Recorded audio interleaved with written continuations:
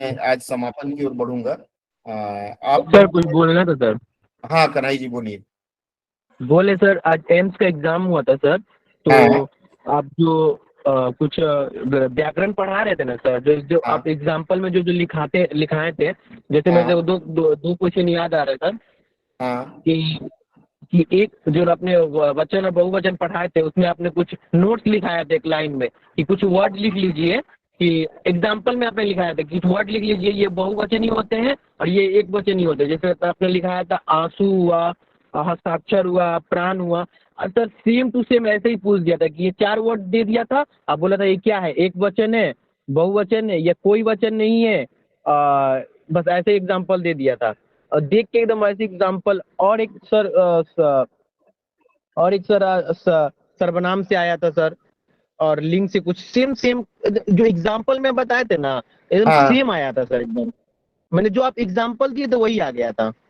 चलिए तो बहुत मैंने अगर अच्छी बात वो है। अगर अगर जब पढ़ा होगा जो भी, और आपका नोट्स को लिखा होगा, अगर वही पढ़ के गया होगा, हाँ सेम उसको तीन क्वेश्चन ऐसे मिले थे। और बाकी तो सब मिलता जुलता था ही।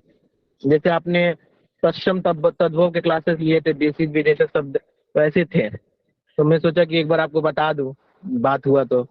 चलिए कि बहुत अच्छा लगा ये अच्छी चीज। बात है। देखिए कन्हई जी का जो अनुभव है ना, इस अनुभव से आप लोग यह ध्यान दें कि जो भी नियम मैं पढ़ाता हूँ ना, रूल जो मैं बता रहा हूँ, उसको ध्यान से सुने और नोट करें। आप देखेंगे कि फिर आपको बाकी टेस्ट सीरीज अपने आप लगते चले जाएंगे। ठीक है, सर कन्हई जी ने अनुभव साझा किया, बहुत अच्छी बात है, धन्यवाद कन्हई जी। सर बताइए। हाँ सर अमित हर जी। एक अनुवाद में आपने एक बेसिक चीज को फॉलो माने बताते हैं कि इसमें इसको ध्यान रखना जरूरी है। इस जी अनुवाद जी। में सर ऐसा क्या था जिसको ध्यान में रखना जरूरी था?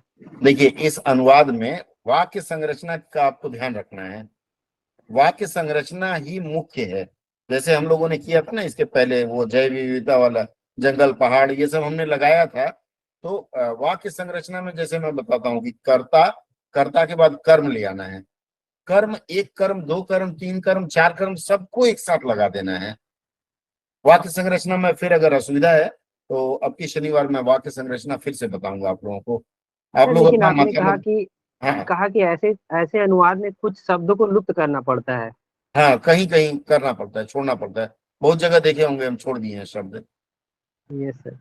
ठीक है। तो ऐसे शब्द छोड़ना इसलिए मैं ज्यादा जैसे जोर नहीं सर देता। पहला हाँ वर्ड था अरे, जो था अरे हाँ जो वर्ड था सर, हाँ उसको तमाम मैंने भी छोड़ दिया था। मुझे लगा था ये लुप्त होने वाला ही शब्द है। हाँ। लेकिन सर मतलब क्या कौन सा वर्ड छोड़ा जाएगा सर, ये तो समझ में नहीं आ रहा। देखिए इसका एक सूत्र आप लोग जान लीजिए कि जब भी आप वाक्य प्रयोग कर रहे हैं ना, सेंटेंस बना रहे हैं, अगर कोई शब्द भारी भरकम लगे, उस वो फिट नहीं हो पा रहा है, तो उसको थोड़ी देर के लिए बाहर ही रखिए। जैसे आप वाक्य बना रहे हैं, देखे होंगे कि मैंने एक मैडम को समझाया कि आप जबरदस्ती वाक्य संरचना नहीं की और जबरदस्ती शब्द पे लड़ रही हैं। मैंने किसी को बताया था। तो आपको यह ध्यान रखना है कि मैंने पूरा वाक्य सजा दिया। वाक्य सजाने के बाद कोई एक खास शब्द फंस रहा है जो कहीं भी लगा रहे हैं तो ठीक नहीं हो रहा है, उसको छोड़ दीजिए। इसका मतलब वो लेने लायक नहीं है हिंदी में। यस सर, ठीक। और थैंक यू सर सर। हाँ बोलिए अगर ममता। हुआ कि उसी शब्द पे पूरा अर्थ टिका हुआ है, फिर ऐसा अगर मुझे अब लग रहा है, हो सकता है ना हो। देखिए, बनाइए ना उसको वाक्य में। मैंने क्या कहा कि जो शब्द ऐसा लगे कि इसके वाक्य में जरूरत नहीं, जबरदस्ती आ गया है, उनको मैं बोला हूं। मैं मुख्य शब्द को थोड़े कह रहा हूँ। जैसे एरे है, एरे के लिए हमने एक शब्द पहले ही प्रयोग कर लिया था। क्या प्रयोग किया था एरे के लिए? विशिष्टता, अगर कुछ ऐसे ले लिया था हमने, विविधता। विविधता। हाँ, विविधता। डाइवर्सिटी के लिए विविधता है। और एरे हिंदी में विविधता और व्यापक क्षेत्र दोनों एक साथ लिखने की जरूरत नहीं है।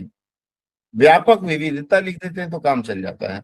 तो ये अभ्यास करेंगे आप लोग तो चीजें क्लियर हो पाएंगी। एक दो अभ्यास में मुझे लगता है नहीं स्पष्ट हो पाएगा। हाँ बोलिए अमित जी। लास्ट लाइन ना जैसे सर। हमने एक मिनट सर रीता, अमित जी से लेंगे। अमित सर जी बोलिए। सबसे सबसे डेंजर लगा सर इसका लास्ट लाइन, दो लाइन हम उसको डाल दिए हैं, उसको हाँ ट्रांसलेट करके भेजेंगे सर, और भी लोग भेजेंगे, थोड़ा सा एक बार सर नजर दीजिएगा। हाँ, देखिए गुनगुन सबसे छोटी बच्ची, इसलिए ये अभी ग्रेजुएशन कर रही है। उसने कितने सुंदर ढंग से इस वाक्य को सजाया। इसका मतलब हम सबसे ज्यादा तेज है इस मामले में, वाक्य सजाने में। आपको ऐसे ही करना है।